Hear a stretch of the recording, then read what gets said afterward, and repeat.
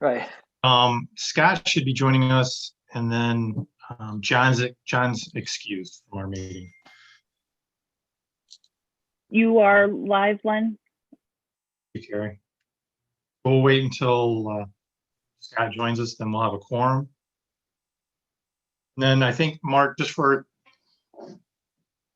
maybe a more interactive meeting, at least the three of us, and maybe Ginny, we'll just leave our mics open so we can have more of a conversation. Sounds good.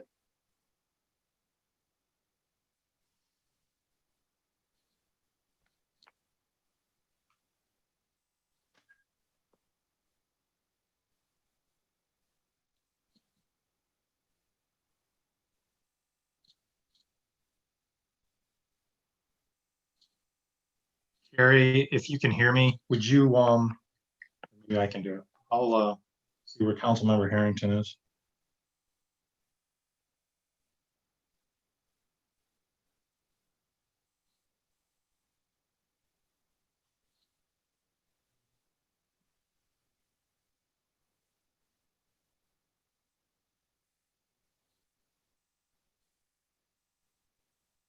Hi, Gary.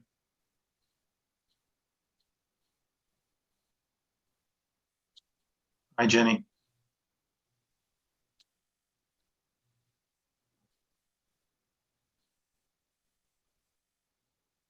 Jenny, you're muted. You're not muted, but I don't hear you.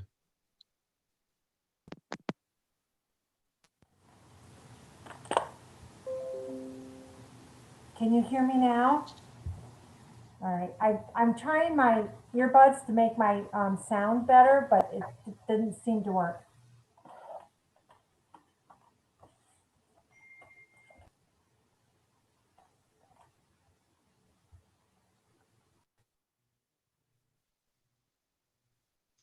Looks like Scott is trying to get on.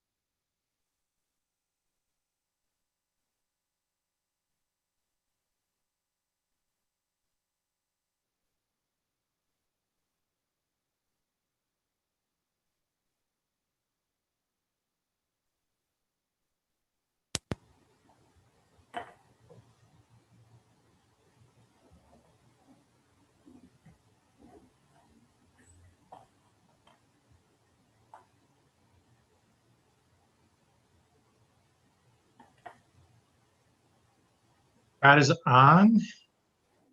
Looks like he's walking through its hall.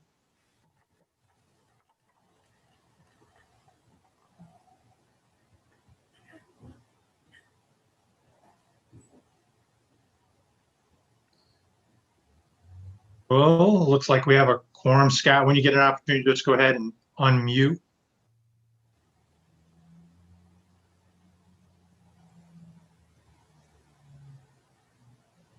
For the record, I see obviously myself, Mark Davies, and Councilmember Scott Harrington present for this meeting. Councilmember John Rafter has been excused. Moving on to number 3 of our agenda. Was there any corrections or additions that need to be made to our minutes from the previous August 24th meeting?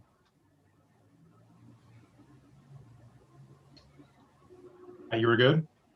Okay, hearing none. We'll move on to number 4. Mr. Matthijs, if you would take over on items A and B of our agenda. Sure, thank you. Item A, New York State DOT Shared Services Agreement for 2020 through 2024 is a standard shared services agreement that we've had in the past with New York State DOT for things such as snow and ice control or other services that we might lend some equipment and manpower to DOT or vice versa, depending on the need. It's something that the council, I believe, passed, approved entering into this extended agreement back in February or January.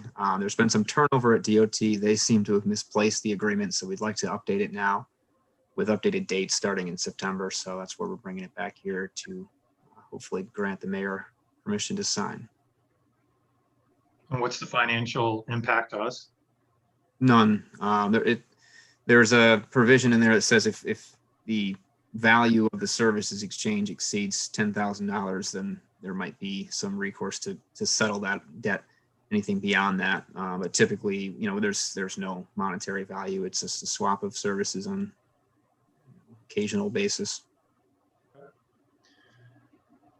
Mark or Scott, do you have any objection to moving this to full council? None. No, I'm good. Any other discussion? Greg? Or letter B? Okay. The town highway department, the town of Oneonta is building a new town highway garage. Their current one is set to be demolished relatively soon, so they'll be without a home temporarily. And they've asked if they could use the animal shelter / sewer annex, as it's technically called, down on Silas Lane. There aren't any animals stored there on a full-time basis. I believe, the OPD, if they were to pick one up, might store one there for a couple of hours or so until it's transferred to the SPCA. So there's just some DPW equipment and some OPD storage down there now. There's some space available that the town highway department would, if we allowed them, would be able to use as a break room, a place to start the day and end the day. They might store some equipment in the parking lot and a couple pieces of equipment within that building. This would be they'd like to move in as soon as possible, but from the point that this was approved, if it is, they would go through the end of November, roughly. That's when their project should be completed. They should be able to move back into their garage. That way we would be able to put our equipment in the animal shelter that we normally store there over the winter. So it wouldn't have any adverse impacts on our DPW. So I support it. I think it's a nice thing to do to help them out. I'm sure they do the same for us, and I don't see any monetary implication for the city. Completely agree, Greg. I don't see any difference between this and the shared services that we already have with equipment and personnel that we do all year long.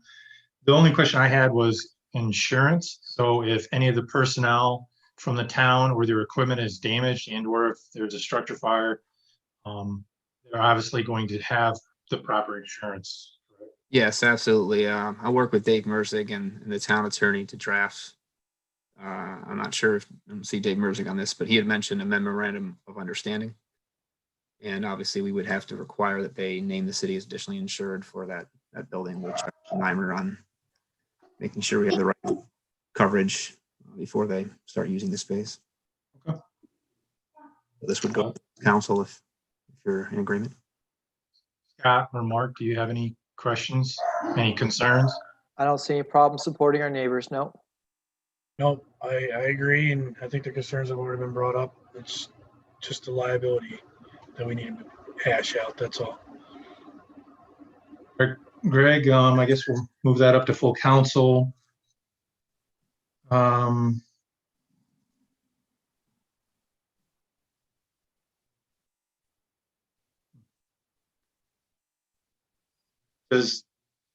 Katie, does any part of what you and Greg are going to talk about tie in with what Chief Pigeon is?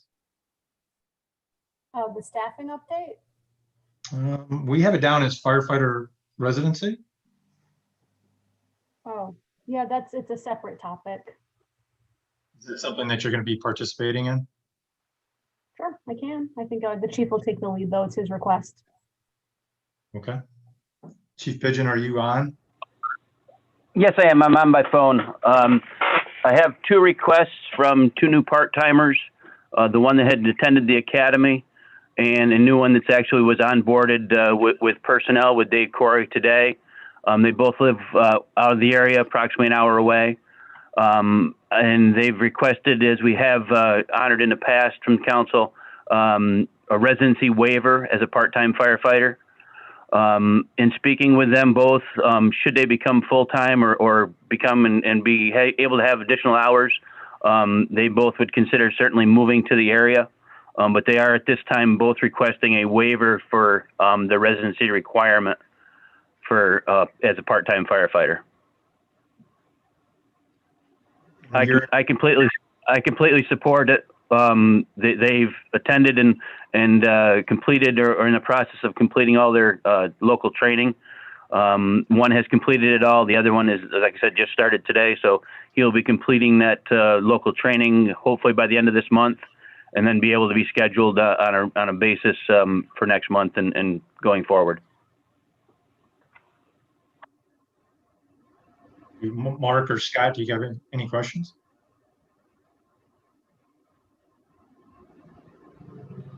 The only thing I was going to ask was, would this impact, Chief, any of your calls or anything like that? But hearing your support in it, I imagine not. But specifically, does this negatively impact you at all?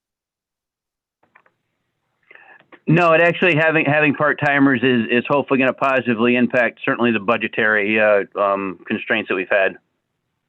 So these would be helping out, being able to be scheduled for additional hours and hours to cover vacation, holidays, etc. So at a lesser value than that. So I do completely support it. Thank you. Great, thanks. Chief, you said you have two? That's yes. One was just onboarded with personnel with Dave Corey and myself today. He just started. Today's his first day, and the other one is the one that person is an EMT and has completed all his qualifications as a firefighter with the state. And again, as soon as we can get him up to speed on ours, we'll get him into the rotation into the schedule. And the other one that had applied for a residency waiver was the one that we sent to the academy and has completed all his training and would like to be currently working as a part-timer. But not the same individual that was going to be a full-timer. Correct. The one that was a full-timer and has since resigned, that we were talking about at the last meeting. This is a different one.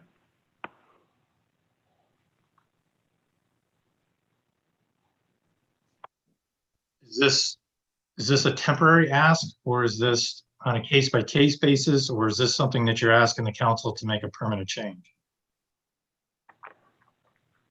I believe the way it was for these two, it would be, as long as they remain a part-timer, that it would be a permanent ask. But just for those, certainly on a case-by-case basis for each individual. I believe that's the way it's been done in the past.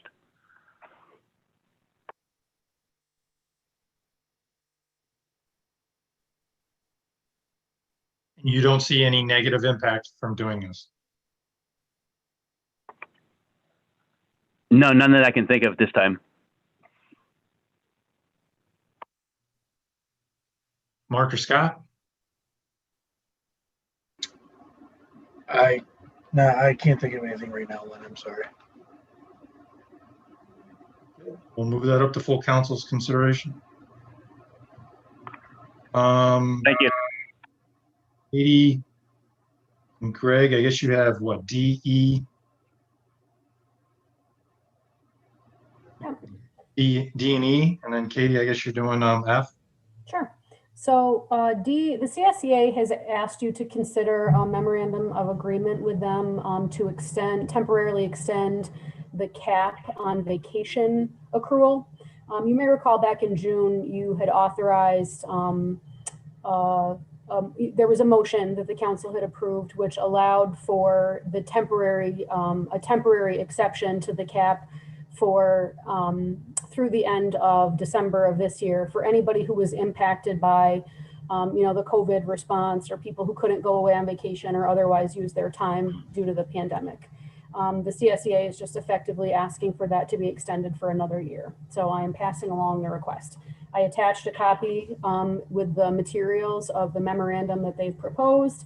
It's specific to their collective bargaining agreement, and all it does is temporarily suspend a certain section of the collective bargaining agreement that caps vacation accrual.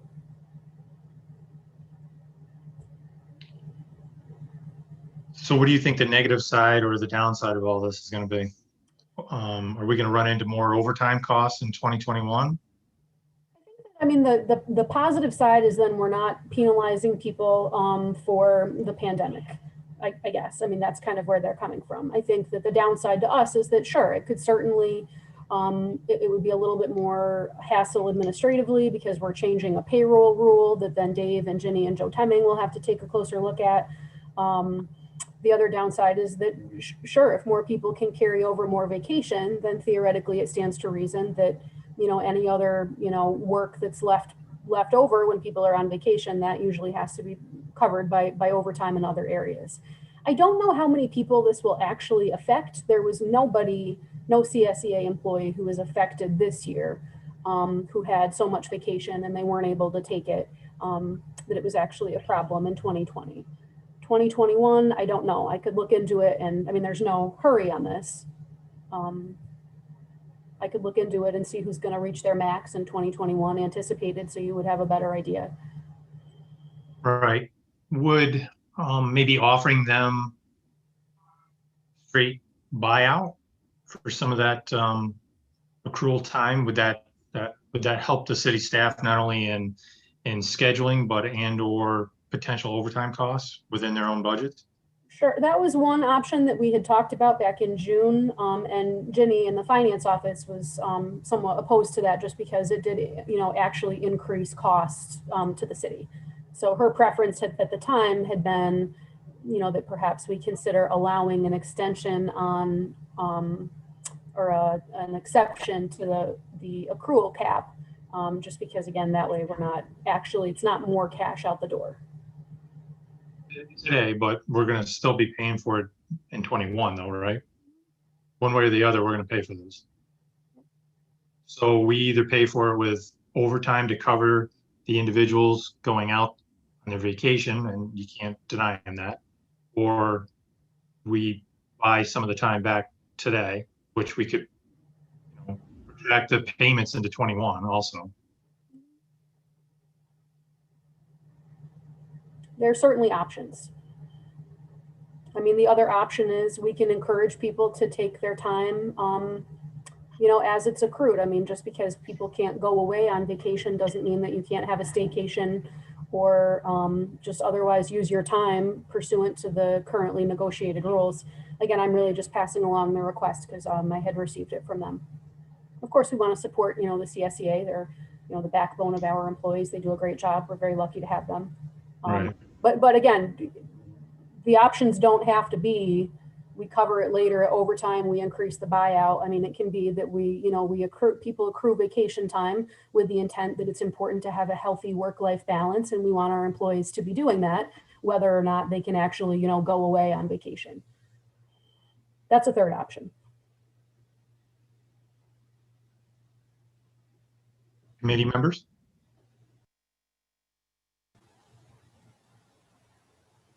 Well, you raised a couple good questions there. Could it be an either or? Does it have to be just one or the other? On which aspect, Scott? Like, could it be maybe if the employee prefers to take where we buy back the time, we can offer that versus pushing over the vacation. But the vacation could also be for somebody that really, like say they had airline tickets or they're going somewhere and they got pushed over to next year, which isn't their fault. We could then give them the vacation there. I know it'll be more cumbersome in the way of paperwork and trying to keep track of, but or maybe it makes no sense at all. I don't know. Mark? I'd like to hear from Jenny in terms of what her thinking is or was on this, because I don't feel like I have enough understanding right now to be able to make an informed decision about this. May I speak?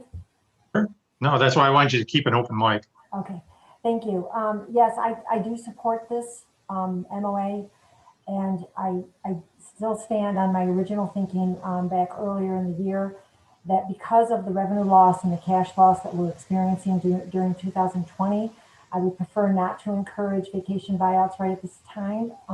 2021, hopefully, if things go well, we'll be back on a recovery. And the department heads can look at scheduling as far as minimizing the overtime incurred by allowing the personnel to either take a vacation buyout in 2021 versus their vacation will just give the city a better situation as far as cash flow at this moment in time. So I do support this option. But Katie, to your point, you're suggesting that you're just saying, if I understand this correctly, just use your time. If you have time, use it. I'm just trying to give you options. I don't, on the one hand, I completely understand and respect the position of the CSEA that through, no fault of their own, members have, I think Scott had said people have airline tickets, people had plans, those plans changed because of the pandemic.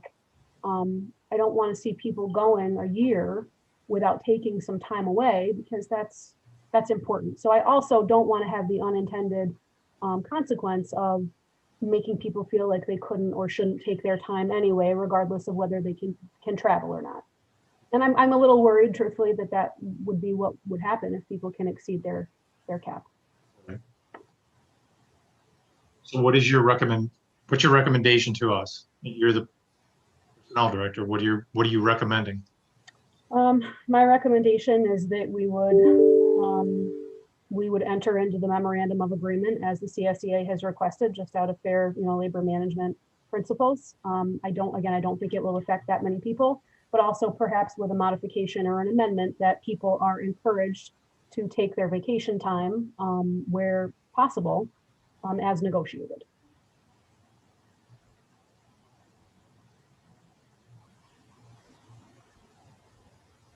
Is there another way of maybe capping it on percentages? If a person is at max, they could be out for quite a while. They could. So vacation requests have to be approved by the supervisor or the department head. And I believe that the contract says that time cannot be unreasonably withheld. But I think if somebody was really banking vacation time and then wanted to use 3 or 4 weeks all at once, I would say that the department head would have the authority to, refuse that request, because I don't know if that would be a reasonable use. That would be an extended absence. So I don't think it's going to impact the departments too much from that perspective. Again, I don't know. Jenny, I don't know. Do you know offhand how many people CSEA members are at their max? I can take a quick look. There's very, very few. I think it's very few. It's very few. But you give me just a moment, I can call it up and look. To your point, Katie, is you don't feel that this is really going to affect the city financially No. beyond what we already incur? No, I don't. But you are correct in your point that, of course, anytime there's additional vacation time used, that work still has to be completed. And that generally tends to fall to the other employees who are left behind. Especially in places like DPW, where they have a set schedule, they have projects they have to accomplish. So of course it does result in overtime. So I just want to acknowledge that your statement is correct, although I don't think that the effect would be significant. I'm just kind of thinking there was already a department, I want to leave nameless, that we kind of got hit up on this already, where we had to pay some extra overtime because they weren't allowed to use their vacation time during COVID. So we've already had a little bit of an experience of this. As you said, the CSEA is the backbone, and I'm truly appreciative of all the hard work that they put into their job every day. Just I'm trying to look down into 2021 saying, well, are we going to get, hammered with some serious overtime? Mm-hmm. It's a fair. Greg, do you have any thoughts on this? Did you say Greg or Gary? Greg. So I haven't seen the list of people who this would affect specifically that Jenny's looking up. Katie said it's wouldn't be a huge impact. If it were to be a huge impact or any impact at all on DPW, it's more likely than incurred overtime. It's going to be lost productivity. We're going to be able to get less done, which is a cost in of itself. Of course, it's just a different way. It's not more cash out the door. With overtime, so much as it is, we're not going to be able to get as much done with a 4-person crew when we needed 5 and someone had a vacation day scheduled. That's how it would really manifest in DPW as far as I see it. But given that what I'm hearing is that it's not going to have a huge impact in terms of the number of employees that it's going to be affecting. It doesn't sound like it'd be unreasonable to consider, but I can't say any more than that, really. Mark, do you feel that you have enough information now, or? Yeah, no, I appreciate the thoughts of everyone. I guess my thinking is Katie said something that really kind of resonated with me, was that, right now we're really concerned about morale. I mean, all of us are going through this. It's been difficult. I think by honoring this agreement or this MOA, with the idea that Katie's put forward to try to encourage folks to take that time now, I think is kind of hitting that sweet spot where we are recognizing them. We're kind of honoring this agreement. We're also trying to make some recommendations for how to process this. I'm really comfortable with this, especially when we're hearing from all three, that this, will have a bit of an impact, but it's not going to have a huge impact. And if there is any impact, we're able to put most of that off till next year. So yeah, at this point, I feel comfortable supporting this in the way that Katie presented it. And I'm looking at the list now. I am not really seeing anybody that is close to their max. There's maybe one or two people that is much higher than the rest of the individuals, but like Katie said, it's not going to impact very many employees at all. Scott? I'll just agree with what Mark just said. All right, Katie, I guess we'll move item D up to full council. Thank you. Do we need to go into executive session for item E? I don't believe so, unless there's any specific questions. I had actually requested an executive session at the end to discuss the contract negotiation. Mhm. Perhaps if there are questions, we could discuss those at that point too. So the staffing update that I had is pretty generic. I don't know if you recall it was part of another very long meeting, and I know there were a lot of items on the agenda, but I want to say it was back in June. Greg and I had brought to you kind of like our overall, recruitment staffing plan, showing where all the vacancies were citywide. Many of them we decided that we would hold off indefinitely. Many of them we decided we would recruit and fill, but there were a couple of them that we said we would reevaluate in the late summer, early fall. And I just wanted to bring those to you now so that we could kind of get a sense from you. I know that not much has changed with the financial situation. There's still some question marks, especially now given the college closure, which Jenny will, report on later in the meeting. But just from our perspective, it would be helpful to know where we're headed in terms of a couple of these positions. So the first one is a code enforcement inspector. That was an additional position that had been budgeted effective in January in the codes office. The purpose of that position is really to kind of come in as a trainee and work with Stephen and one of the other inspectors who plans on retiring.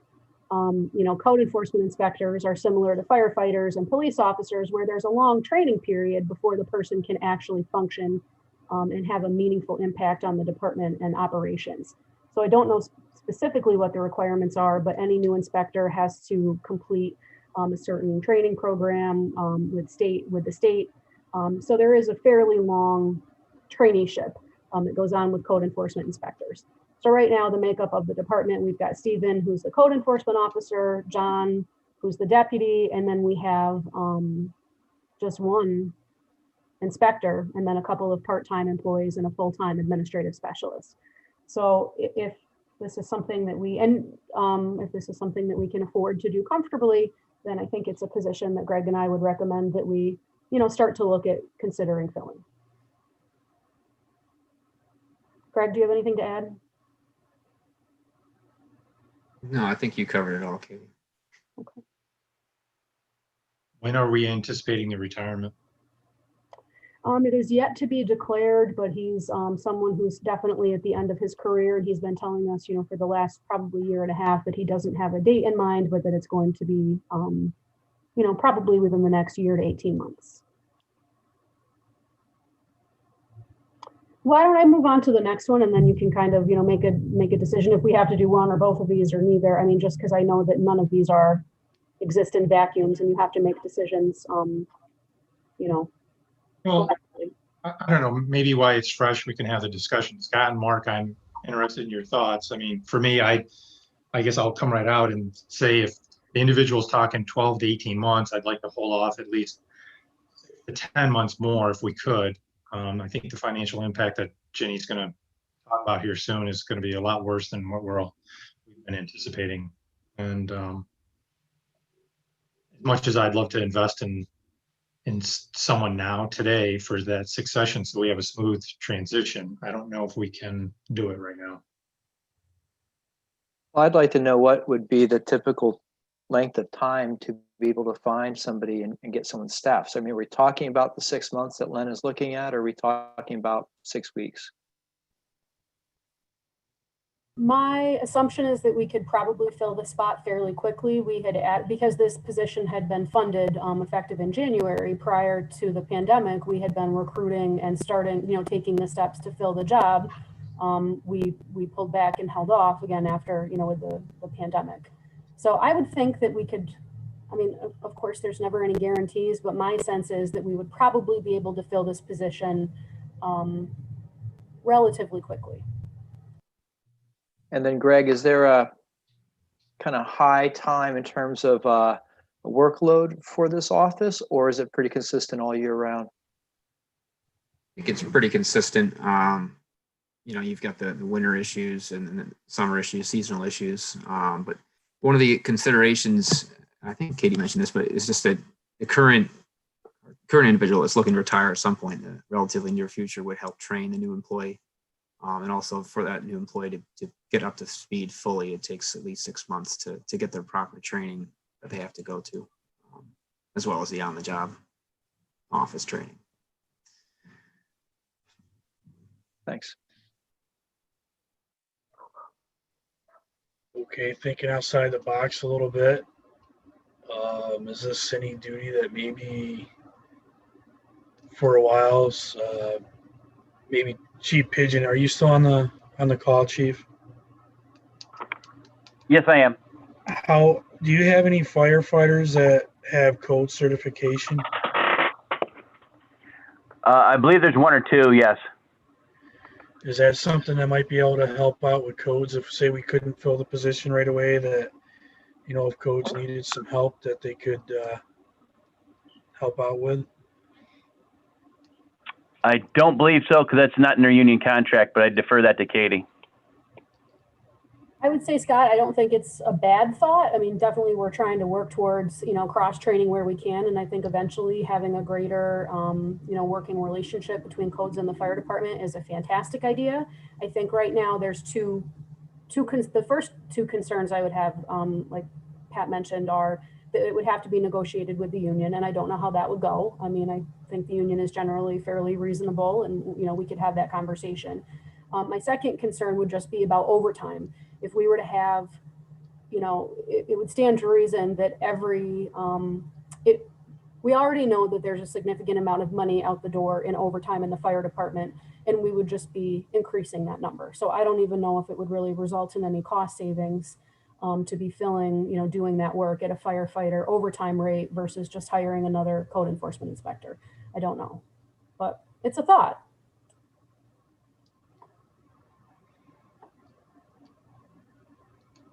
What you got, Scott? I don't know. I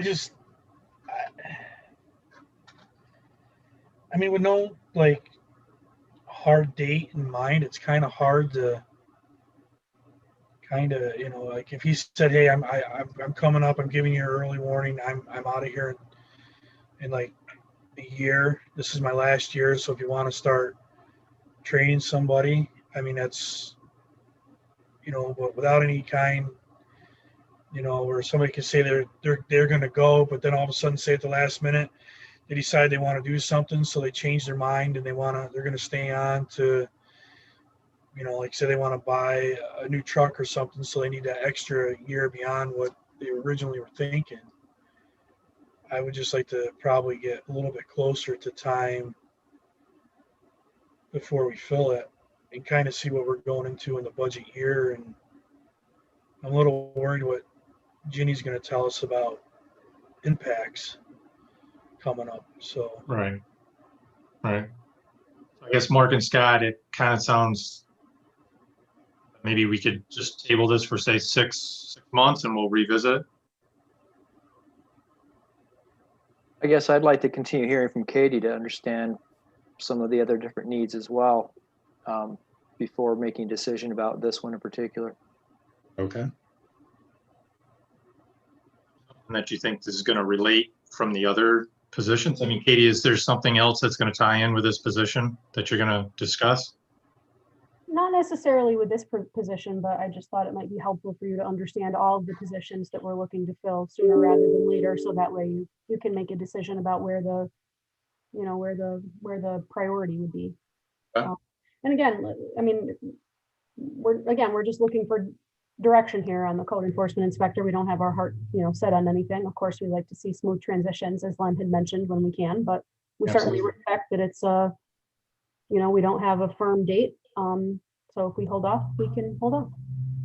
The next one that I wanted to mention, that we had agreed that we would reevaluate around now, is the GIS technician. It's a GIS engineering technician in the engineering department. Greg, do you want to talk about this one? Because this is directly in your office. Sure. Yeah, this is a position that's been vacant for all of this year, basically. You know, we're calling it engineering GIS technician. We've got a new title that's kind of a combination of some other titles and updated to hopefully suit our needs, which is someone who, they're going to be involved in a lot of things, just like the engineering office is. A lot of different departments we're assisting. This isn't someone who's going to be doing engineering design work. They're going to be, you know, supporting, you know, having a GIS background as well as a technical ability to assist in various ways. I'm being vague, but I'm trying to say that they can help out as a construction inspector on jobs. They can help out with our DPW in laying out, you know, maybe doing some surveying, you know, handling the GIS mapping tasks and tracking our asset inventory, improving that. Just a whole variety of things, basically back office type of support. GIS is something that we're looking to integrate in more than just engineering. Public Works, the code office, Stevens, as you saw in the last meeting, has some mapping that he's been doing, and trying to merge those departments together and how we look at things. You know, really it can play a role in all city departments at some point. It's just a way of organizing information geographically. And so there's a lot of work that can be done that's not being done now. It's falling to me or Gino in my office, or just isn't unable to get to it because of having this vacancy. So something we'd like to move forward with as soon as we're able to. Greg, did you say that we had funded it already? Yeah, this is in the 2020 budget. We hadn't filled it, given we just hadn't gotten around to it. We've been advertising and hadn't moved forward to interviews, and then COVID started, and since then we've just been kind of having it in the back burner waiting.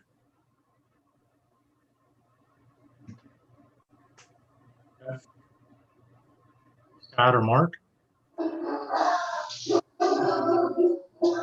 Yeah, I'll jump in. Greg, if you could just elaborate. I mean, I'm interested in the types of ways that this position might help us for efficiencies. And then, you know, certainly when we're thinking about in this kind of cash strap time we're in right now, will any of those efficiencies help us to save some money in the long run? What are the types of practices that will contribute to that this person will be involved in?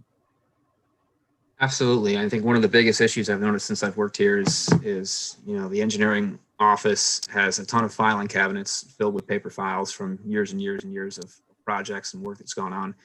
To access those, it's an effort. You have to dig through them, and it's really inaccessible unless you know what you're looking for, and it's not something that's right at your fingertips. With GIS, you have that all organized, and it's accessible on any device, a mobile device. We have iPads that some of our crews use in the field now, but we haven't implemented that across DPW. We'd like to expand that. And so, for instance, if DPW replaces a catch basin on Monday, they can, you know, the supervisor in the field will be trained. They'd have an iPad. They'd be able to update the asset information, the depth, the number of pipes, the sizes, that sort of thing on the fly as it's happening, rather than that information basically being lost at time. They move on to the next job. No one collects the specific information that we might be able to utilize in the future project. We can look back and have accurate records. We've gone through and collected that information. We have a baseline for the city, but maintaining that going forward is the next step, and implementing that mobile data management, software management. And that's the big thing with GIS for me, for Public Works. I think there are ways that we can communicate more efficiently between departments. For instance, I mentioned the code office. They have a list of vacant houses. DPW, when we know of a vacant house, we turn off the water service so that the water meter and the service inside doesn't freeze and break and flood the house in the winter. We don't always know where those are because our communication is not that good.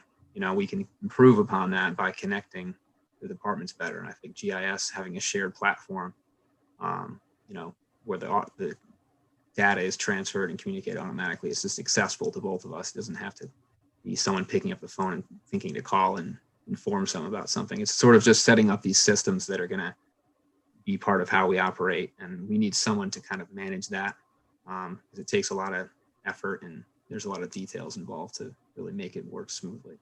So that's where the GIS angle comes in. And then there's just other tasks that are, simply, helping survey a street with our GPS equipment and developing drawings for projects. It's just office support that would be very helpful to Gino and I in the engineering department, as well as Public Works as a whole.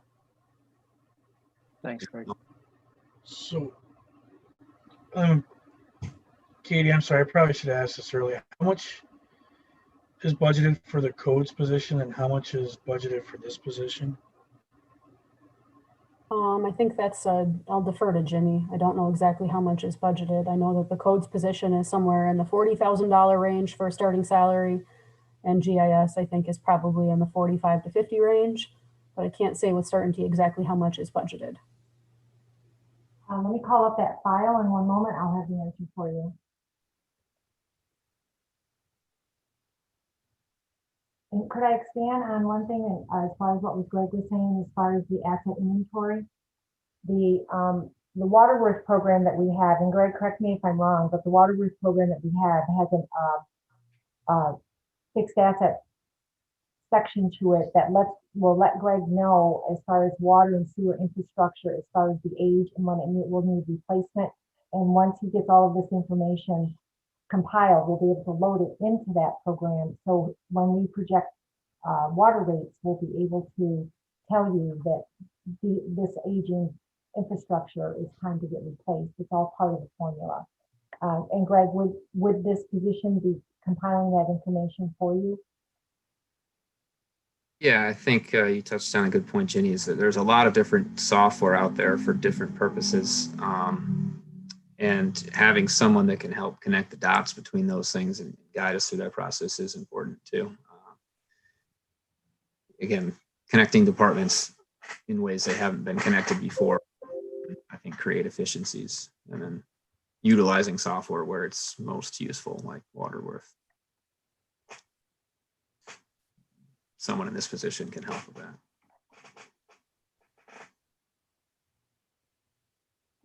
Mark, you have any questions? No, but I think we were waiting for Jenny had some information. The engineering position was budgeted at 55,000. And we did do a projection for savings for the vacancy to offset some of the COVID revenue losses. And in that calculation, we had planned on this position getting filled in the fall. So you know, the code position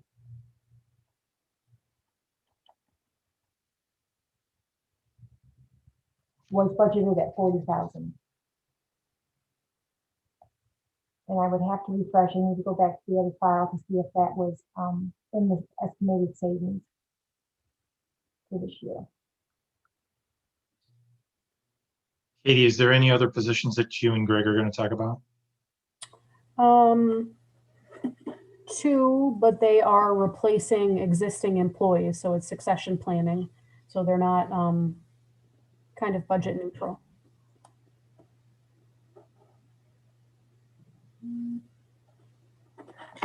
I don't know. I think the GIS technician position is a worthwhile investment right now, because it would give the existing employees and existing departments more efficiencies and actually create an opportunity to do even more work. I think it'd be a smart investment. That's-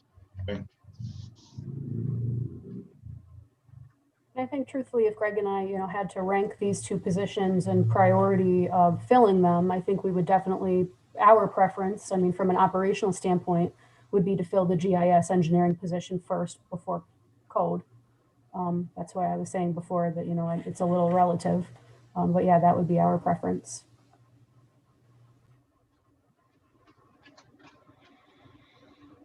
Guys, what do you want to do? You want to move both of them up or not? I would support moving both of them up, and I think my reasoning is because what I've been hearing from a lot of residents is that they're concerned about the types of things that code is out there trying to make sure that we are addressing. The houses and how they look, the vacant places that need to be addressed, and so I certainly have my share of emails, probably weekly, going to Stephen about those types of concerns. And many people see that as quality of life issues within their own neighborhoods. I think if there's an additional code enforcement person who has that 6-month time to be able to get up to speed, would bring them, sometime in the beginning of the new year. It would allow us to be able to have, greater pressure and making sure that many of those codes are followed, doing more inspections, going out there and addressing some of the different problems that are out there. And I think, to me, $40K for kind of what I see as a quality of life opportunity to be able to improve that is a small investment. I recognize fully where we're at, where we're trying to look at every $100 and everything else. But to me, this is something that might help us address some of those quality of life issues, especially as we're talking about all the rentals and different things. So I think this is an important position. And please be mindful there is French benefits on top of the salary cost. I didn't hear a word you said. Please be mindful there is fringe benefit cost on top of the salary cost. Right. And that's what I was going to mention. It's beyond the 30,000. I mean, you have the FICA costs and then you have the benefit costs. And so it's probably closer to 5,000 what we're going to invest into. Scott, your thoughts? I would like to hold off on the code position for a little bit. I mean, I understand where Mark's coming from. Like I said, without having a hard date and just because somebody can go, if he and Katie and Greg, if he comes in a month from now and says, no, I'm throwing in the towel, I'm going to be putting in my time, bring it back and we can go from there. I don't see any harm in the holding off right now for a little bit, and let's get the other position going. That seems to sound like a more urgent need, and especially if it can pinpoint certain things for us to help save money down the road, I think that's a worthwhile investment there. That's just my 2 cents. Yeah, Mark, I definitely hear what you're saying. For me, I did the same thing. I prioritized, and it sounds from Greg and Katie that the GIS technician is their first priority, and I'd like to invest in that. And since there isn't an immediate need for the code enforcement office right now, we haven't heard from Stephen saying, hey, we're behind. We need another code enforcement officer. This was about succession plan. That's what I heard from Katie and Greg tonight, is they're looking to have a smoother transition for succession. And at this point, I'd rather prioritize the GIS technician. I guess given that, Katie, this committee is going to decide by majority vote of moving up the GIS technician vacancy to be funded. Thank you. So I'm sorry. well, that's okay. I was just going to say, just to be clear, so there won't be any, barring any sort of miracle, there won't be any actual motion on the council agenda. You're just giving us the authority to start, doing some recruitment and interviewing. We didn't want to go through that process without having the conversation with you first, just to not waste our time or the candidate's time either. So just wanted to be clear. Yeah, no, thank you. You don't need you have anything else added onto your day? I'm sure you guys are overloaded. Would an option for the code enforcement be a part-time inspector? Would that be a good option to pursue or no? Not really, Jenny. I mean, we try to fill positions when we can on a part-time basis, just because part-time labor is so much cheaper for us. I mean, not just from an hourly standpoint, but from, a fringe benefit standpoint. But because of the investment in this person for going to school and, having to do all the trainings, it's really a tough sell to tell somebody, hey, you have to go to school full-time for, I don't even know what the requirement is just to work part-time hours. But I mean, if we had the right candidate that came, upon us who wanted part-time, then sure, we would consider it for sure. But I think right now the best bang for our buck would be to hold off, attempt to get a better direction from Stephen and from the individual in his office who's looking to retire, and then, come back to the committee with it when we have a better answer. Thank you. Katie, you want to move on to item F? Oh, sorry, I had two more. I have two more jobs. Oh, I'm sorry. I'm Okay. sorry. Okay, I'll be really quick. Okay, so the next one is general supervisor in DPW. Right now, that position is filled temporarily. You had authorized that position to be filled due to a long-term medical leave of the permanent incumbent. That incumbent has now retired. So Greg and I are recommending that we fill that spot on a permanent basis. Mhm. So it would be, again, budget neutral. It's a slightly lower cost just because we'll be filling the position at a lower cost than the incumbent left at, because the person had been here for 20 years. So there's an established civil service list. So Greg and I would like to go through the interview process, the actual selection process, but would like to get moving on that with your permission. I personally thought that that's what was going to be done anyway, so I'm glad that you guys are getting it done, and I have no objection. Okay. Mark? I'm good. Okay, the very last one is Nancy Powell, our city clerk, as many of you may know, has announced her intention to retire at the end of the year. So we'll be needing to fill that position. So just looking for a little bit of direction from you all on how you would like to accomplish that. The city clerk position is unclassified for civil service purposes, so it's not subject to the competitive examination or application process. We don't need to make any decisions tonight, but I just wanted to be sure that everybody was aware that that was, it is a key position in the city. That person has a lot of responsibility. So just wanted to be sure everybody knew that that was happening and kind of come up with a plan for filling that spot.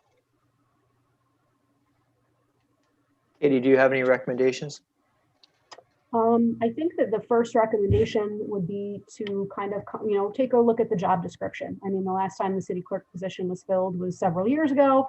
It's an appointment of the council, so it's really helpful. I think life is all about setting expectations, so I think it's important to be sure that, does the job description that we have, does it still match what the intent is and what the role is of the city clerk? Are there other functions that you would like to see included or perhaps some redistributed? So I would suggest that maybe we just start by taking a look at the job description to come up with, what is it that we really want from this position, and where does it fit into the city operation? But isn't that the plan that you and Greg had kind of laid out to us a couple of months ago? You guys took an opportunity and really kind of broke everything down for us and said, hey, these are how we can make more efficiencies within the department. I think there was discussion about the physical layout beyond the personnel. So for me, I would just like you guys to stick to the game plan that you laid out for us before to create the savings that Jenny had also told us about. So I don't think we should deviate from that plan. I think overall, this committee and others were supporting your decisions. Yeah, I don't see this as deviating from the plan. I just see this as the next logical step of the plan. Again, I just want to be sure that we're not moving away from any of the things that we had discussed. I just want to be sure that we're all on the same page about what the role and the function of the job will be. What type of background do you want the person to have? If you're comfortable telling us to just go ahead and, proceed as we had discussed, then we're happy with that. But I just want to be sure because it is an appointment of the council, just want to be sure I'm giving enough opportunity for, open discussion if needed.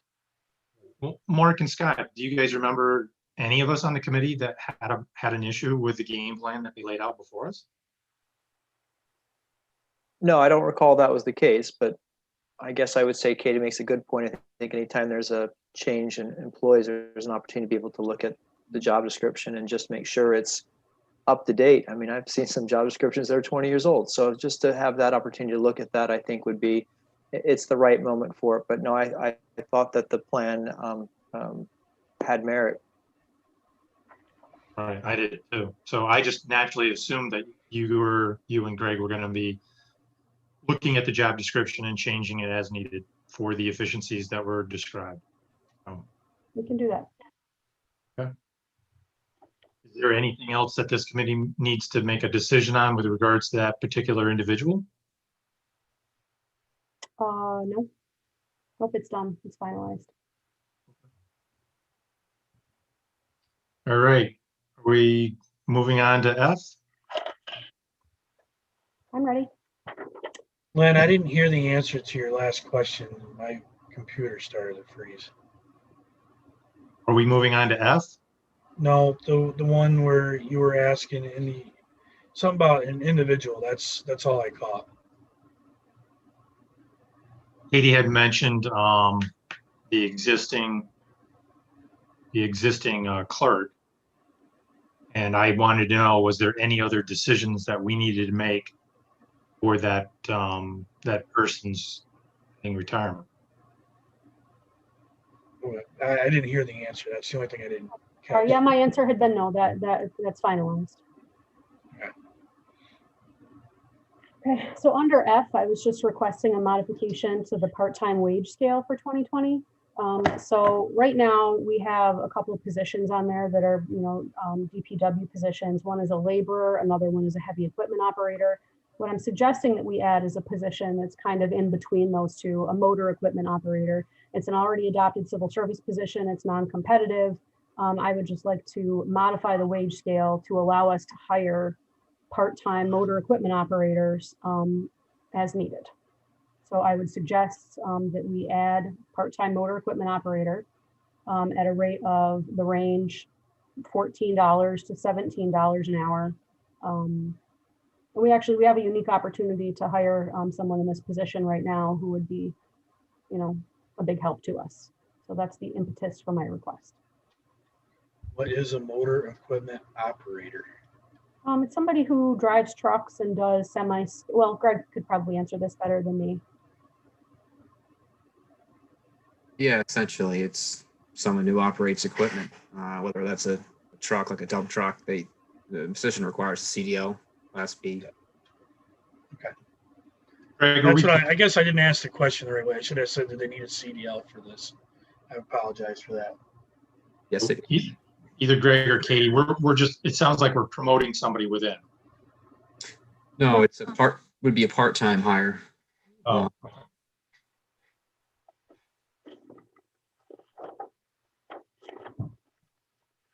Mark or Scott, either one of you have any concerns or? No questions and no concerns. What's the anticipated how many hours that you would need this part-timer for? We're thinking 3 days a week. Sounds good to me. Okay. I guess we'll move item F up to full council.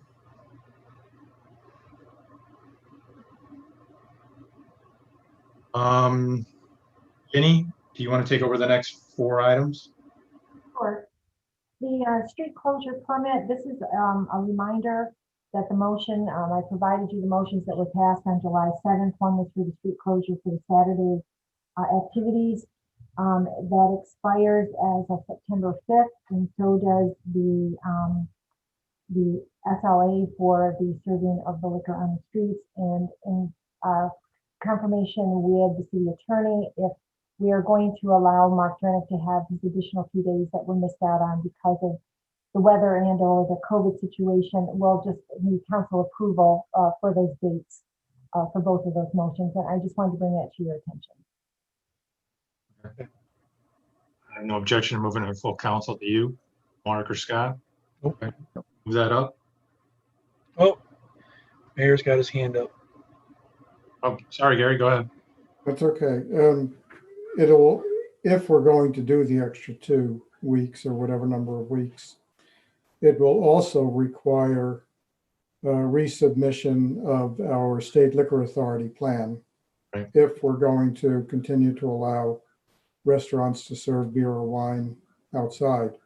And the council would have to approve that as well. It doesn't hurt to make these approvals because it doesn't mean we have to do it.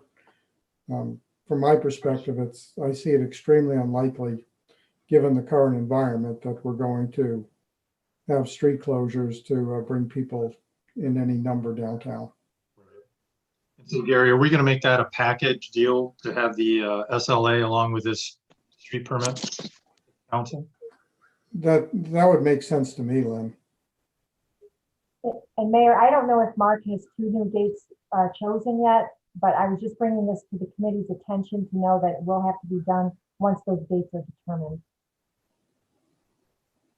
So Jenny, you haven't discussed this with Mark, have you? No. We just had correspondence between Dave Merzig and Mark Rennick.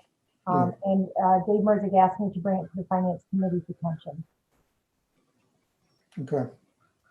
So who's asking to approve extending it? Are you, Jenny, or is Mark, is David? Well, Mark mentioned at the last, I believe it was the last council meeting, that he wanted 2 more dates. And David communicated with him saying that if we're going to do the 2 more dates, we're going to need council approval for both situations, the street closures and the liquor authority. So I'm bringing it to the committee's attention so they're aware of it. So when the requests do come in from Mark, as far as the dates that he wants, these motions will need to get reapproved. Okay. So we may need no action for next council if Mark has not determined any dates yet. Yeah, well, there's no harm in approving it. It doesn't tie us into doing it. Okay.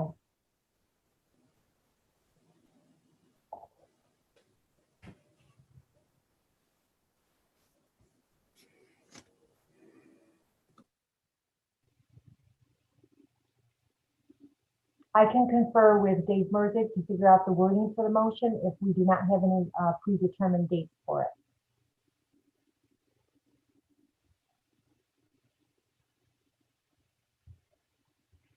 Okay, the next item is for the budget transfers. There's 3 of them that I am requesting. One is for the OPT fund. They are upgrading the OPT logo it will coordinate with the DIR trampoline branding program. And this expenditure is eligible for STOA and it's also eligible for the CARES Act funding. And so I'm asking for a transfer of $5,000 from the vehicle fuel because we're having quite a bit of savings right now due to the decreased bus service into their professional services for this logo change. Len, I can't hear you. Asking Mark and Scott if they had an issue with it, and I think I saw 2 no's. We don't have an issue with it, so. Moving on to the water fund budget transfer. The water fund budget, as I mentioned earlier, Waterworth is an excellent company and program that Greg and I are utilizing to analyze the water expenditures, not only for the current year, but for future years. And it's a great tool for us to determine water rates. This was new last year and it did not make it into the 2020 budget. It's an annual cost of just under $5,000. So I'm asking for a transfer to cover this from the contingency. And it will be included in the 2021 budget. And we are also planning on extending this program because it's such a great tool for the sewer fund to help us with the sewer fund rates. So I'm asking to transfer that from contingency into professional services. So Ginny, my first question when I read this, why are we moving the money from contingency and we're not moving it from the water fund, which? It's the water fund's contingency. Okay. Water fund's contingency. Yes. Okay.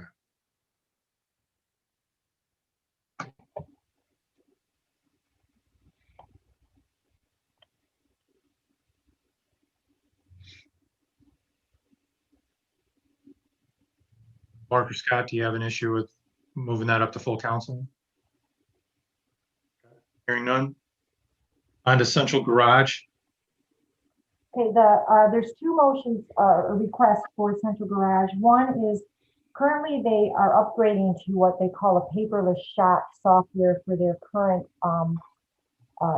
it's the software that records all of their work orders for all the different city vehicles. This is a much more efficient system than the current manual system that we have, where the mechanics fill out paperwork. On the paperwork, they record all of the parts and the hours and things like that. That paperwork then goes to Beth and she creates a work order by inputting it into the system. The paperless shop the mechanic will be able to enter and create the work order. As he gets the parts, the computer will be right at their workstation. It's going to make the paper greatly reduced, and it's going to make the work orders more current. That will keep the department current. We'll know work orders in real time, and we won't have like a 2-month backlog because we're processing paper. This was discussed for the 2020 budget, and at the time we thought it was going to be treated as a fixed asset purchase. The budget for any proprietary fund, which we have two at the city, it's the OPT fund and the central garage, is different than our operating funds, and any type of fixed assets do not get reported in the expenditure part of the budget. But because when we looked at the criteria, when we got the quote for this, it was determined that it did not meet the criteria to become a fixed asset. First of all, it's under the value of for the actual upgrade outside of the training. It also doesn't have the proper long-term life based on the value. So we now have to treat it as an expenditure. So I'm asking to transfer from his purchase services $6,200 for the training part. We have enough money to, the upgrade for the software is $2,000, but the on-site training is $6,200. That also includes videos for the people to keep in their possession. Charlie has assured me that they have set up safe protocols for the on-site training visits, and he wants to move forward with the plan. And so I'm asking to have that transfer done. Jenny, what is it going to be our annual cost on this? Currently, our annual cost is about, I want to say it's about $5,000, and it's going to go up to about $7,000. So it's going to be an increase of about $2,000. But it will be well worth it with the efficiencies of how the work orders are going to get processed. Mark or Scott, questions? I'm not really sure I 100% followed this. So it sounds like they're upgrading their software Yeah. for $2,000. They have to invest $6,200 to get the training and the necessary equipment. Well, the training is for the people to come here on site, so that will be covering their stay here, and they're going to be here, I think, for 4 days. So And the $6,200 is for the training. yes, that's for the training part, correct. And Charlie, I asked Charlie if we could do this remotely, and he said because it is such a complex system that he would like the trainers here on site. Maybe I missed the first part. What's the software for? What's he looking to accomplish, I guess? When a vehicle goes into central garage for a repair, the accounting for that repair right now goes on to paper. They will list every part that they put into the vehicle. They will list the amount of time the mechanic works on the vehicle. That it's called a work order. That work order then goes to Beth, and she inputs it into the software. That keeps track of not only the cost by department, which comes up into the finance office and we expense it out to all the different departments, but it also keeps track of all of their inventory parts. So now, instead of it producing paper where they have to hand write everything, the parts will be barcoded. They'll just be able to swipe the part. They'll be able to enter it into the work order in real time. So it no longer will be on a paper that then has to be given to Beth to enter into the system. Beth's job will change. She'll be more involved in the parts part of it. But it will just make it real time. The information will always be up to date. And so when Charlie goes into the computer, he's going to be able to know what truck is being worked on and where it is in the stage. Where now everything is on paper. So that's why it's called a paperless shop, because everything will be on the computer. So it's giving Charlie more accountability of not only the work being done, but the potential parts and pieces that we're going to need. Yes, yeah, everything will be right there. It will also, for example, right now, just because of different challenges, you know, we're a couple months behind on getting work orders processed. So this will now be in real time and will be up to date every day. So it sounds as though that this would create greater efficiencies in terms of time for personnel as well as the parts. So we might even be able to realize efficiencies there. If there's more time efficiencies, we can go out and perhaps find parts at better prices. It seems like there's, you know, we might not make this investment and this training back in the first year, but certainly within a couple of years, it sounds like we would make it back. Is that a safe assumption, Jenny? Yes, and I think you're really going to see a turnaround much quicker just because of efficiency of information. Right. And I think it will greatly benefit the Central Garage staff, and Charlie will have information at his fingertips. I don't have a problem with it. Oh, Mark or Scott? no, now I understand it. Sorry about that. And the second request this is just a reclassification. We're trying to get all of the accounting for professional services that require licenses for software support into the same expense code. It's just for internal controls here. So I just want to move $3,000 from his purchase services to his professional services. It's just internal accounting. Yeah, I have no issue with it. Jenny, that will be raised also, so. I think we move on to item I. Yes, again, you were provided a short surplus list of a couple items. And because of the current increase in COVID cases, we are not going to be advertising all of the small items that would require people to either come to City Hall or whichever department to pick up small items. We're advertising the large items that take up a lot of room, that being vehicles, skid loaders, snow plows. You know, Jenny, I have no issue with the the two items that were listed. Mark or Scott, do you? Okay, good. So those item I will be raised. Before we go on to J, I just wanted to bring up K because I'm recognizing that Judy Pengman's been hanging out for an hour and 13 minutes or longer. Judy, if you would come on for us, please.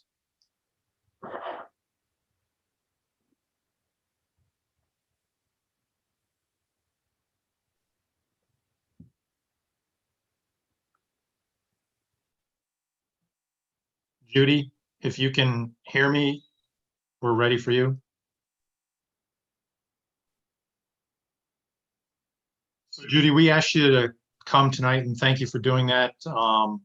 We would just like to hear your perspective of how an economic developer would provide maybe some synergy in all the hard work that you do, and what it would do, maybe make life a little bit easier on you. I can hear you. I still don't hear you. Judy, you're muted.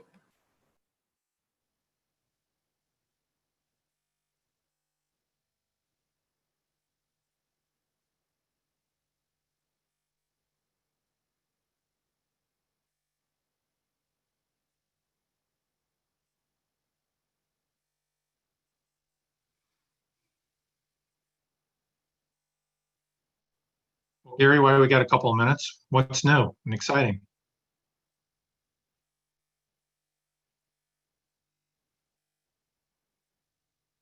Well, I think the exciting news is that the results of the rapid testing showed pretty strongly that we acted in time and prevented spread from the student population to the general population.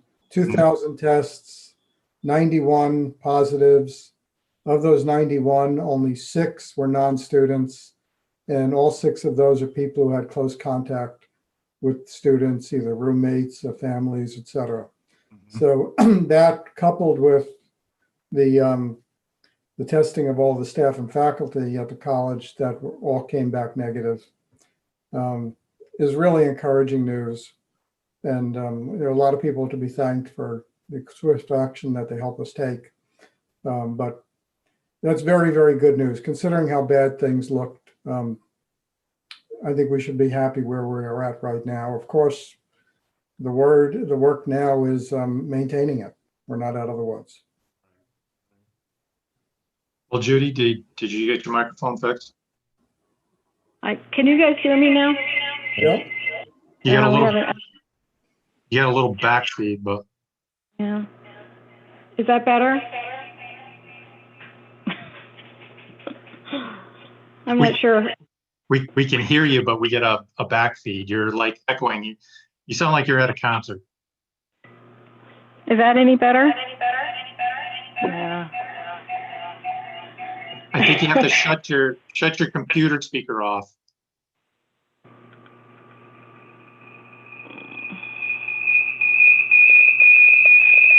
All right, I'm gonna. Sorry. Now batting. Okay, can you hear me? Yes, we can hear you. I apologize for that. I thought everything was working. It Hey, happens. so It's technology at its best. Don't worry. getting back to your question.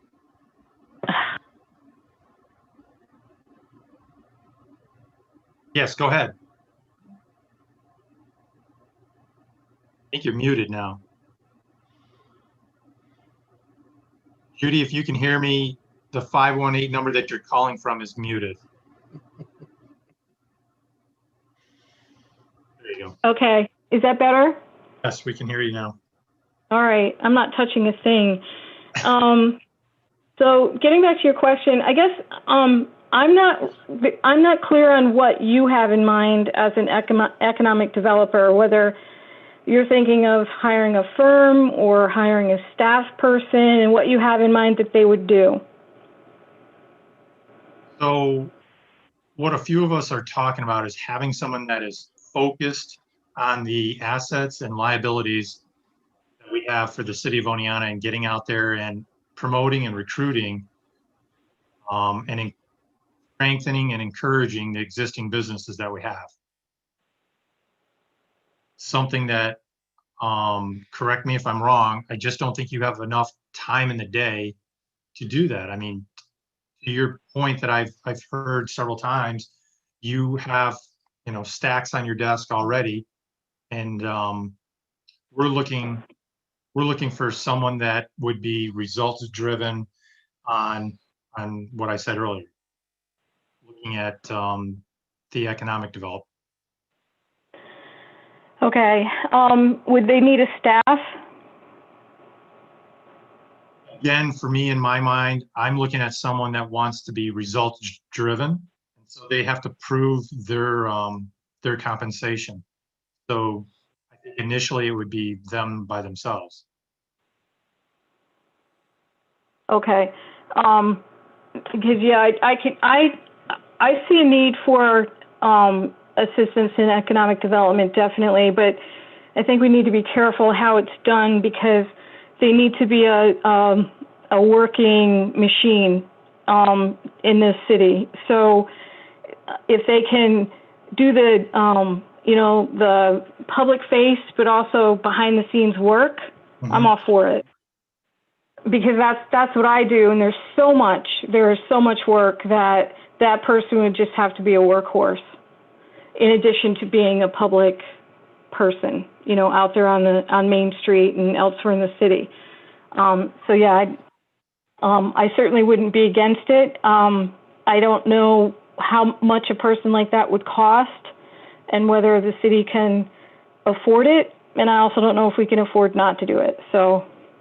Yeah, but I definitely would be able to work with someone like that. Okay. Good to hear. I'm sorry that we didn't move your item up further, but for me tonight, I know we're having this discussion in planning, but I just wanted to bring Mark and Scott, and unfortunately, John couldn't make it tonight, be part of the conversation. So I open up the floor to either one of the council members, ask questions to Judy while we have her here.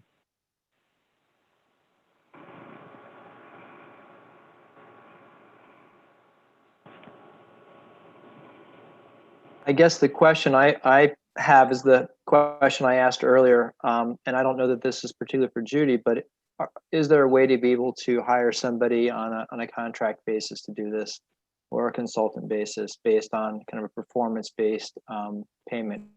But again, that's not for Judy. As long as Judy feels that this would help, that she could work with this person and this would be some good synergies and some good opportunities, I'm comfortable exploring that further. Okay, Scott? I'll agree with Mark.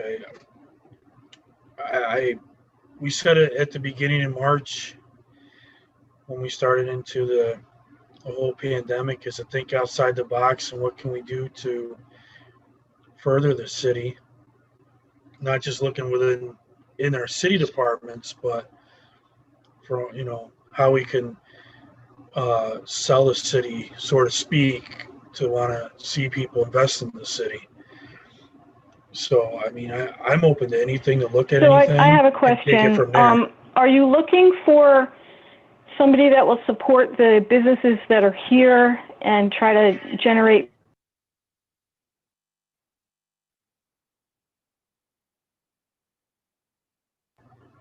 Judy, you cut out.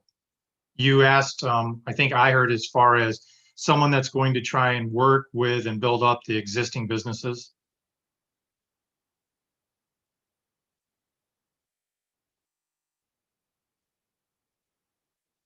Judy, we're not hearing you.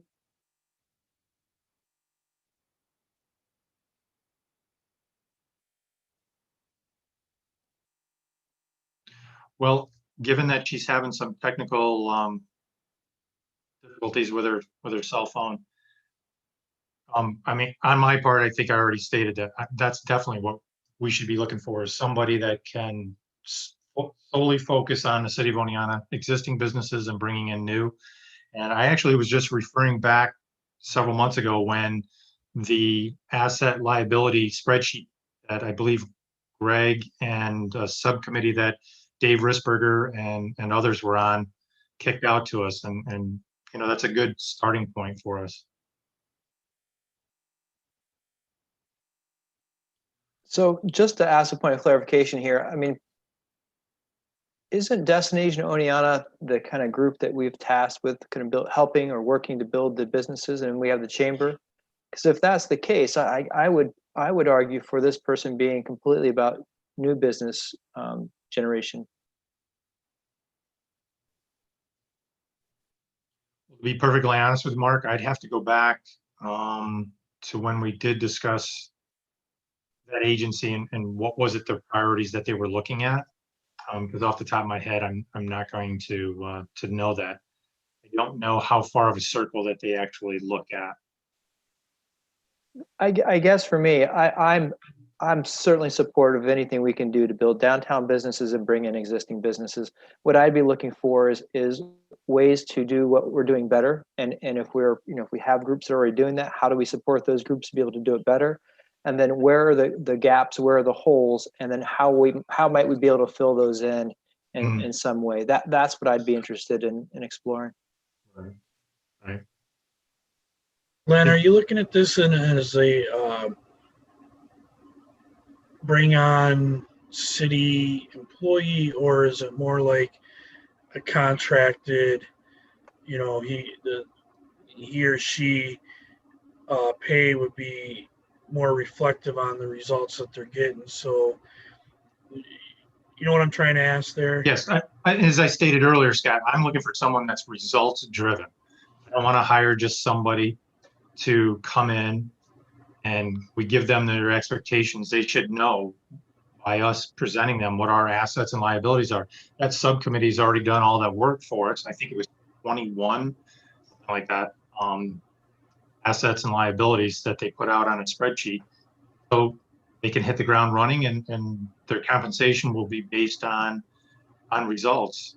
What the compensation looks like, that's up to a full council discussion. To Mark's point, how are we going to compensate them? For me, to get the conversation going, moving forward, that's what I'm looking at, results driven. Gary, you had a question.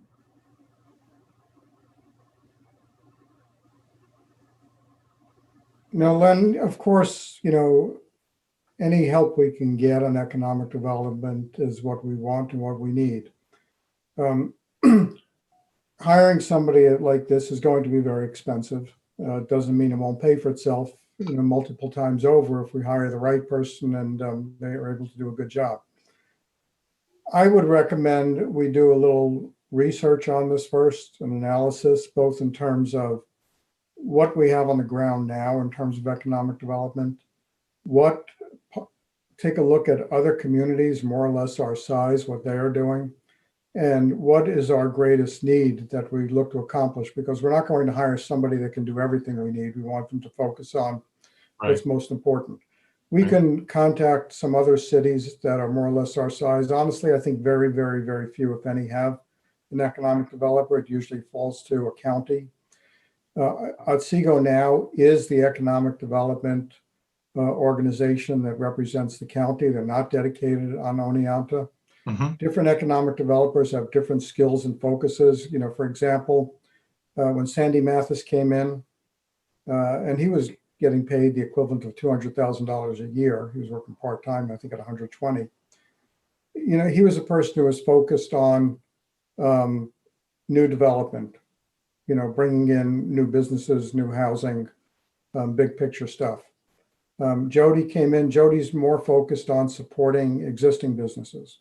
So different people have different skills and different focuses, and I think we have to figure out what we would want, better define what we're looking for, analyze what we have now that's being provided in other organizations, and I would recommend taking a look at what some other cities do.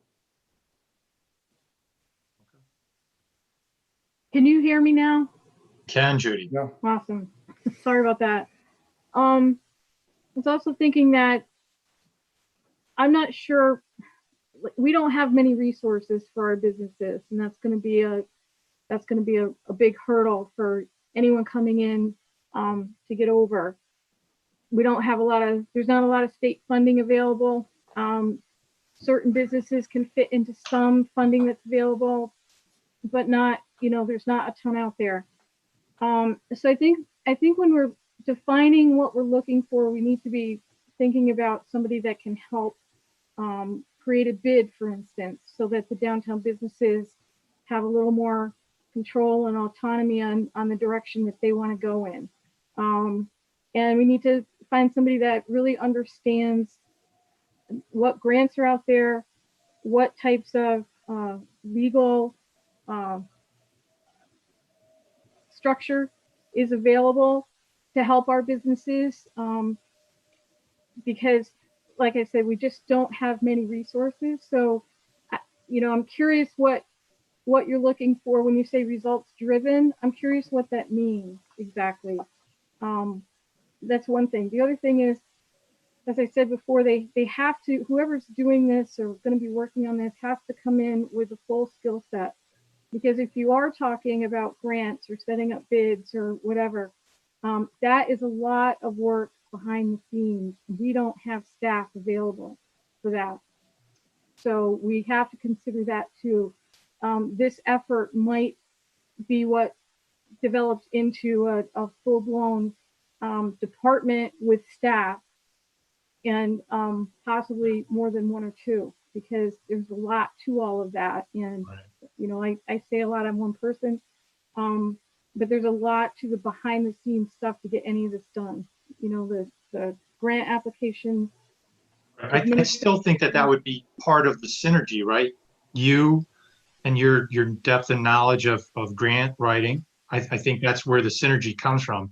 As Gary just stated, we're not going to get somebody with all of the skill sets. He just laid that out for us. So this is what I'm looking at, is that we have you have depth in grant writing, and now we find somebody that can be results driven, getting out there and looking at the assets and liabilities and having those conversations for the benefit of the city of Oneonta.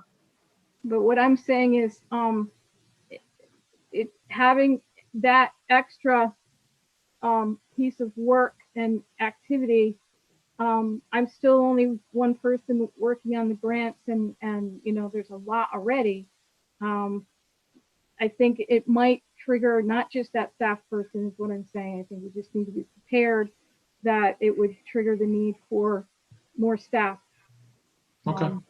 to support that. You know, if that's the direction we're going in, there's a lot of options for that, but I don't think that person is just going to be a standalone person. And yeah, with things the way that they are right now, I can't take on a ton more because, you know, I'm trying to clear off grants. They're getting finished and wrapped up, but there's always something coming down the pike. But I think you just need to consider that this might not just be one position. Okay. Thank you for your time tonight, Judy. Appreciate that. You're welcome. Go ahead, Gary. You know, just to follow up on Judy's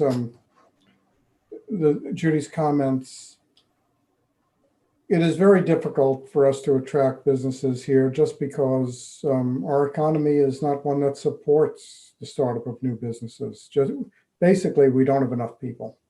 You know, Al Capone has said for years, if we had a couple thousand more people, it'd make a difference. But new businesses do their research, they do their demographics, and they move to where they feel there are enough customers. And our numbers are just not up there, which makes it hard to attract businesses and makes it hard for businesses to succeed when they do come.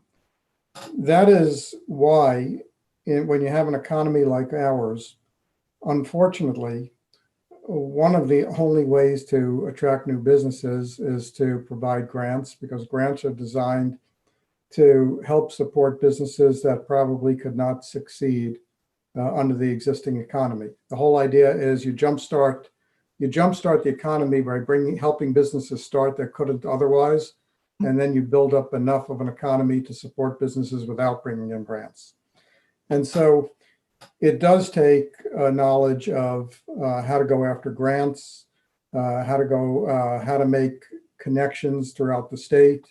A lot of lobbying is involved, because in order to get the economic support that you need to entice new businesses to come in, you need to be a grants machine. You also need to be connected politically. There's a lot involved in it to make it happen. Okay. Mark or Scott, do you have anything else that you wanted to add tonight? Other than just to agree that I think it's an idea worth exploring, but I'd certainly like to make sure we dedicate that time to looking at this, looking at options, considering things, having deeper conversations with Judy. I think just looking at it holistically and thinking about the big picture is certainly what I'd be interested in doing. And I think that the mayor certainly laid out a good idea for how we'd approach that. I agree that we need, as a council, we need to define what it is that we want as an economic development. Judy?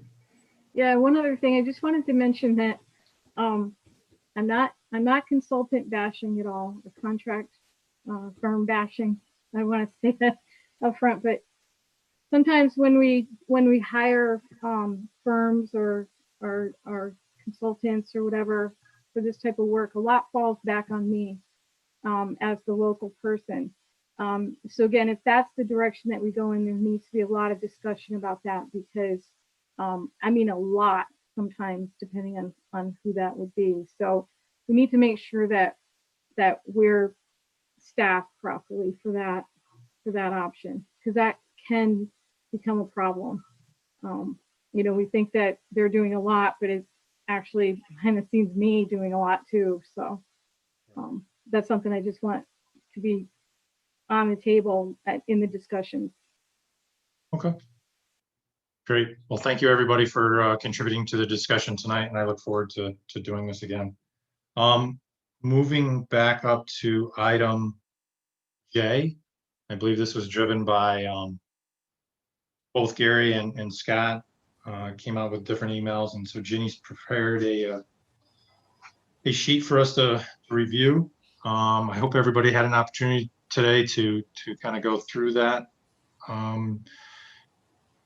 I guess before Ginny, if you did an explanation, I just would like to turn to the other two committee members. And if, was there anything that was outstanding, that stood outstanding to you that you'd want to discuss first off?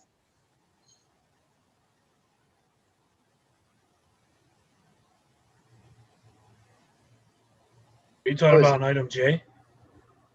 Right, we're looking at the SUNY closure financial impact, item J. Yeah, I was not in a position to be able to read this prior to the meeting. I've been trying to look over it as we've been sitting here talking. Oh, okay.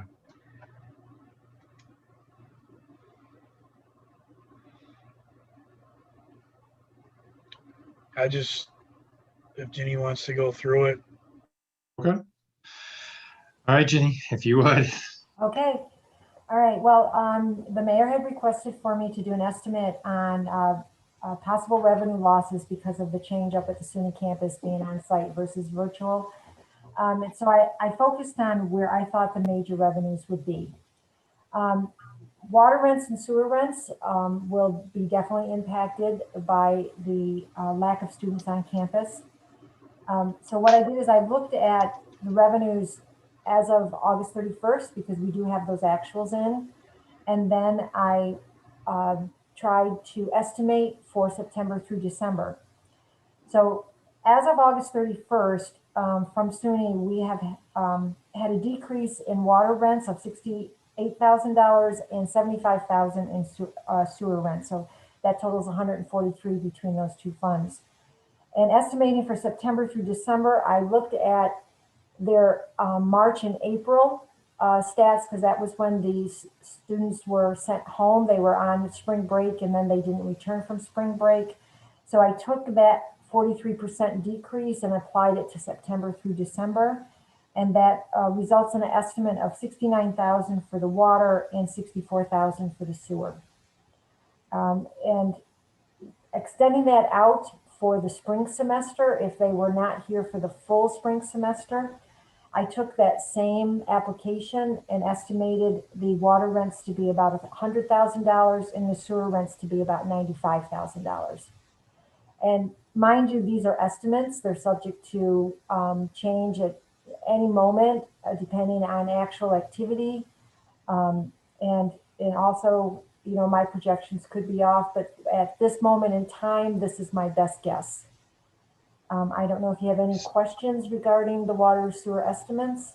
So I just want to be clear. So in the first column, those aren't actual estimates. Did you say that those are hard actual costs? They're hard actual thoughts. And the reason that I said estimates is because some of it, we had January and February normal activity on SUNY campus and part of March.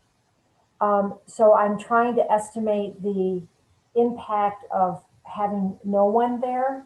So that's why I gave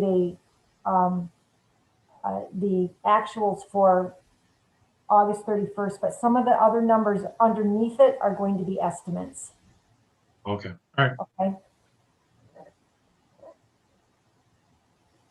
So the next fund that will be dramatically affected by the SUNY activity is the OPT fund for the bus service.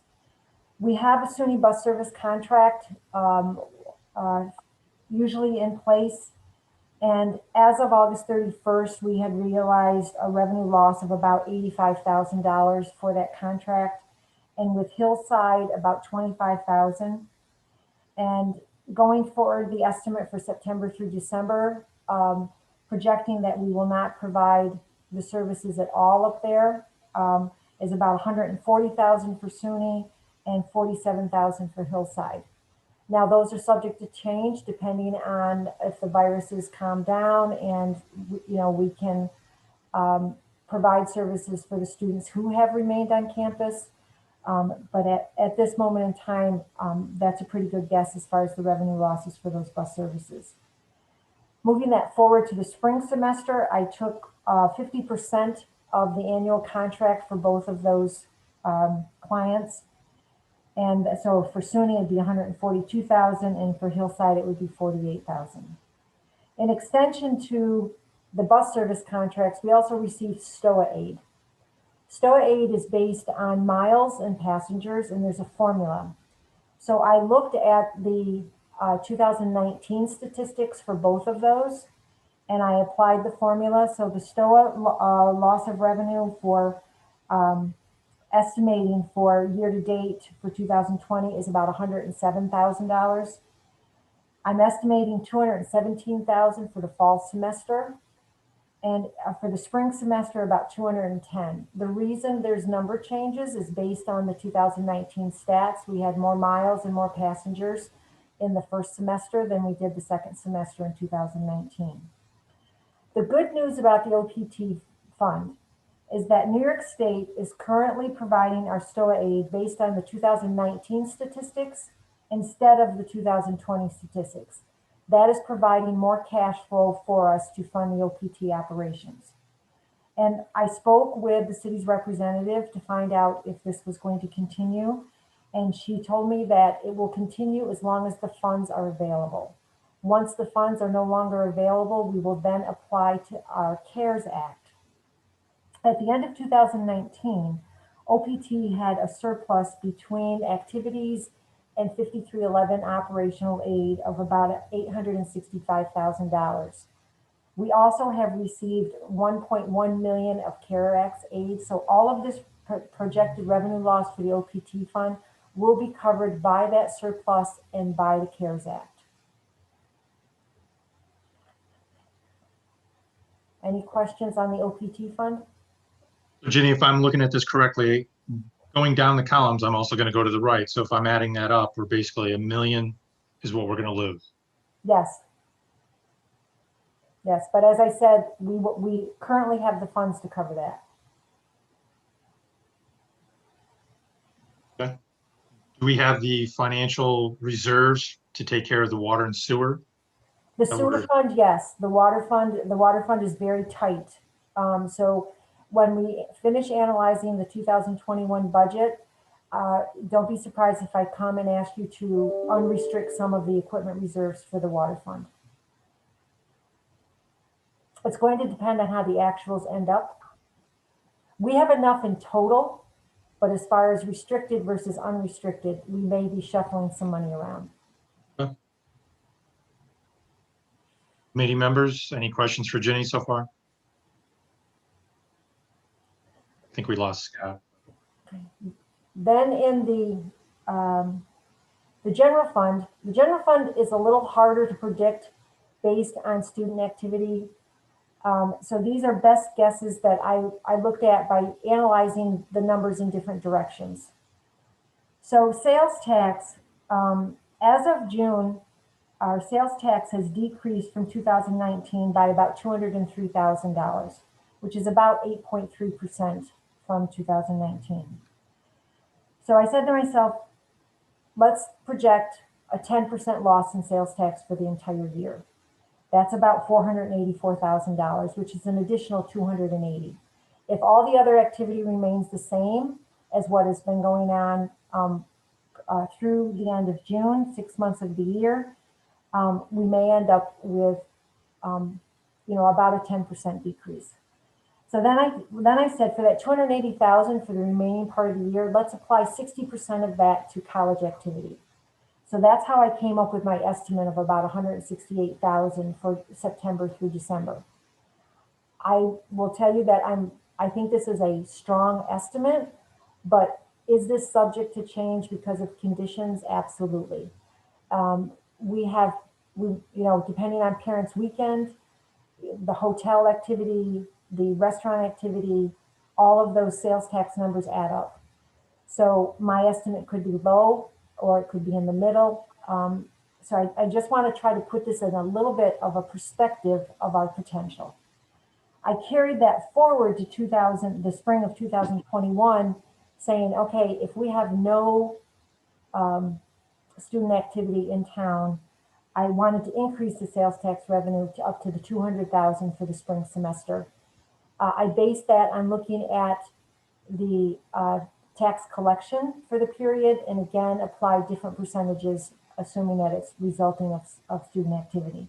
Because I am not privy to the same information as the county, as far as what restaurants what gas stations, what hotels produce the revenues. I know a lot of our sales tax comes from big ticket item like car sales. So this is just my best guess at this time. The second thing, yes, Just so that I've got some clarity here. So with regards to sales tax, as of June, the end of June of this year, we're down 203, almost 204,000. Is that yes, correct? that is actual numbers, yes. Okay. So I am happy to say it is much lower than we had projected in the spring. As far as a severe, when we got into our severe analysis. Mhm. So I'm happy at this point that it's only 200,000. The next area of revenue that's affected by college activity is ambulance calls. As you know, we've talked about it a number of times so far this year. The ambulance calls are down, not only because of COVID, but just because of activity. Currently, as of July, our revenues are down by 209,000 from 2019. We're also down by 345 ambulance calls, which is about 28% of the normal activity. This is compounded by the COVID situation. And historically, for many years, the average ambulance annual calls were about 2,200. And currently, I think we're about at 1,300 so far during the year. So if this trend continues, I estimate the loss of revenue to be about 365,000 for ambulance revenues in total. The trend has started to increase in recent months as people have been less scared of calling the ambulance, but where it's going to go between now and December, I am not sure. So yes. So you're saying we're down, did I hear that correctly? We're down about 1,000 calls? No, right now we're down by 345 calls to date. Okay. I thought you said statistically they had. Statistically on an annual basis, we average about 2,200. But Right. we're not going to meet that this year. We're behind that by 1,000? No, we're behind it by the 345. Okay. All right. And so what I did was I applied college activity loss for about 100 calls for between September and December. The average collection net revenue that we recognize is about $500 a call. Even though our charge might be $1,400 for an ambulance call, we only realize about $500 of that in revenue. All right. So I estimated about 50,000 for the fall semester. And then I increased that for the spring semester if we had no students for the entire time. This year, we did have some students here earlier in the year, and we also had some students here for a short period of time in August and September. The second item is small, but I thought it was worth mentioning that we do provide EMS services from our fire department for different events on student campus, one being O-Fest, and other ones could be football games or some type of event where they need an ambulance on call. So looking at the 2019 history, that was about $6,000 that I do not think we're going to be realizing this year. I also repeated that for the spring semester. The last two items have to do with court fines and parking fines. And in discussing earlier in the year with the fire or the police chief, a lot of the activity in those two areas, I don't want to say a lot, but a portion of that activity is through college activity. And looking at the court fines, as of August, we have a decrease of about 46,000 from 2019. And if I carry that trend forward, I'm predicting that it's going to be short about $70,000. So I said, let's apply 75% of that to college activity, which would be from the different bar arrests or noise ordinances or any of it. And I'm sure Chief Brenner can expand on the type of court activity that gets generated there. So I estimated about 15,000 for the fall semester and about 20,000 for the spring semester. And Chief, if I'm misleading, please jump in and correct my estimates. Same as with the parking fines. As of August, we're down about 33,000 from last year. I will say a lot of that is generated from the college community as far as their off-campus living. So I've attributed about 12,000 for the fall semester and about 17,000 for the spring semester. But estimating the spring of 2021, it's just for perspective only. As I said, this is my best guess at this moment in time. Do you have any questions, or is there any information that I did not provide that you would like me to provide? Well, I think we've lost Scott. So what do you do? So the total is about 1.3 million. I just typed in. Ginny, did you hear that? I'm sorry, Len, say that again, please. Scott just typed in, I actually don't know how to get the information again, but on chat here, hold on. Scott said, he says he's here, he's listening, working on the issue. So he just asked a question. So the total is about 1.3 million. Well, for 2020, between all of the funds, it's about 1.1. And then for 2021, it's almost $1 million for the spring. Right. So needless to say, this report shows how important our college community is to the city. Correct. And it affects the water, the sewer, the enterprise, and the general fund. All the small businesses that pay taxes, it's where our economy is driven right now. Absolutely. Jenny, thank you very much for putting this together. Mark, do you have any questions, or Scott, type in your questions?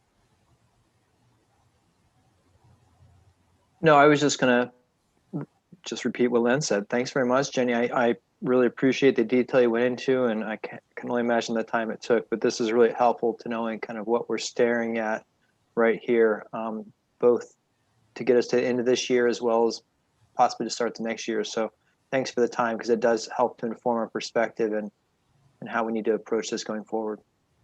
You're welcome. And as I get updated information, I will update the committee. Great. Thanks. Thanks again.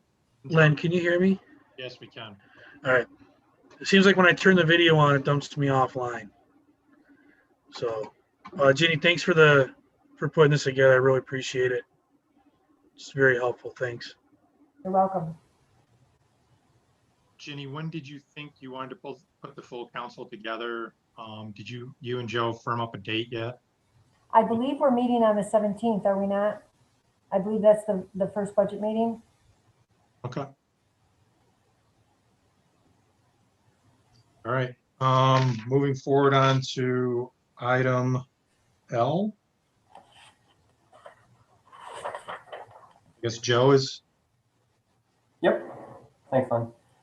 So we just wanted to check in on where we're at in the budget process. This isn't a budget presentation per se, but just a quick update for the committee.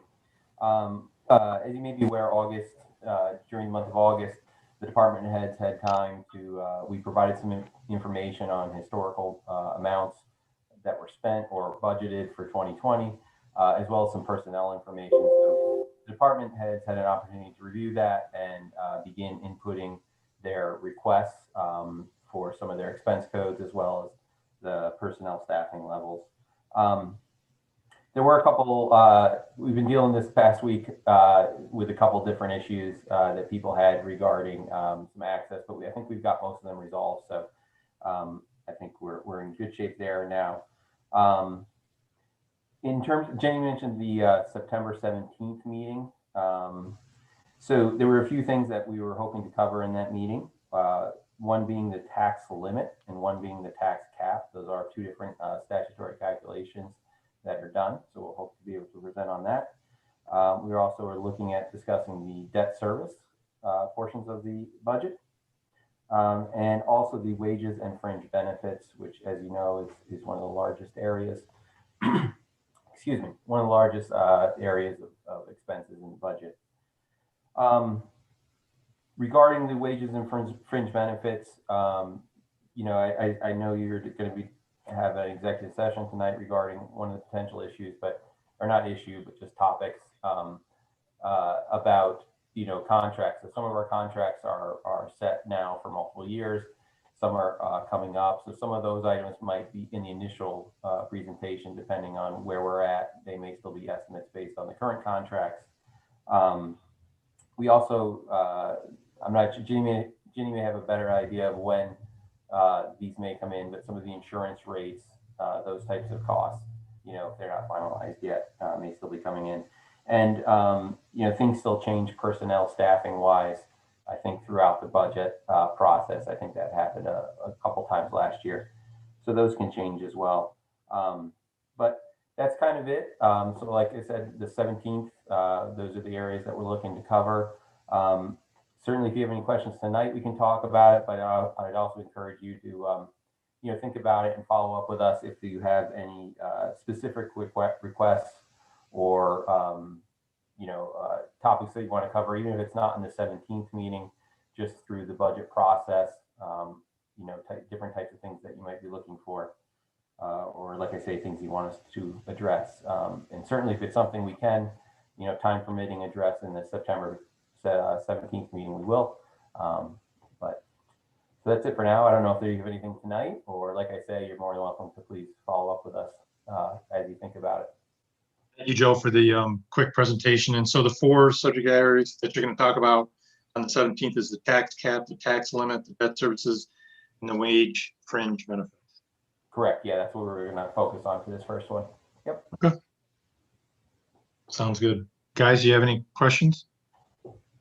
Scott, are you still with us? I am still here. I don't have any questions. Okay. I can Gary- make funny faces because you can't see me now. Your looks have improved. Gary, do you have any questions? No, thanks, Len. All right. Moving forward, we will go into executive session, discuss contract negotiations with two of our union memberships. Katie, is there anything else that you would like me to say? Is there a specific sentence that you want me to say? No, you said it. Other than if you, with your permission, I'd like to invite the police chief and the finance director to join us. Okay. Carrie, if you could set up the room. Yep, here you go.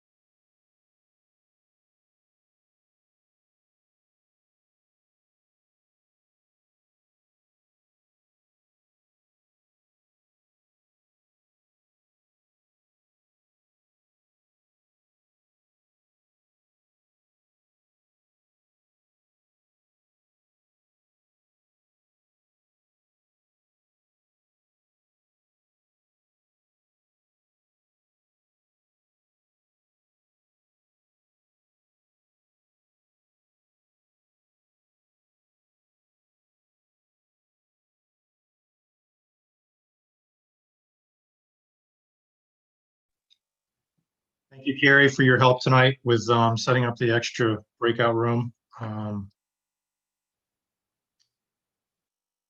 Before we ask for an adjournment, I want to turn to the two committee members. Is there any other issues that you wanted to be raised tonight for our agenda? I don't have any, Lynn. Okay. Scott, you're muted. So is that a no? or Yeah, it was a no. Okay. Followed by a swear word and another no. All right. Jenny, you had something?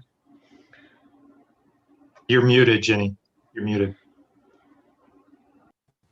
This is just for information. We can talk about it at length at another meeting, but a notice came through today from the governor's office as regarding water shutoffs. Normally, in our normal course of business, we will start sending shutoff notices to the town residents where we can't re-levy the water bills. The notification that came today is that we're not allowed to do that because of COVID-related situations. So I just wanted to inform you that we will not be doing shutoff activity for this year. And there's some other criteria in this notice from the governor's office that I'm confirming with Dave Merzig as far as our re-levy abilities and things like that. So, but as far as our town accounts, and just so you know, I do not think the shutoff notices were sent last year, but I can confirm that. I need to get more information from the staff. But also in talking with NICOM about shutoff notices, there's a lot more restrictions now. If there's tenants in the building, you cannot shut off water. If there are children in the building, you cannot shut off water. So there's many other different aspects to being able to legally do it. So I just wanted to let you know that we will not be doing that for this year.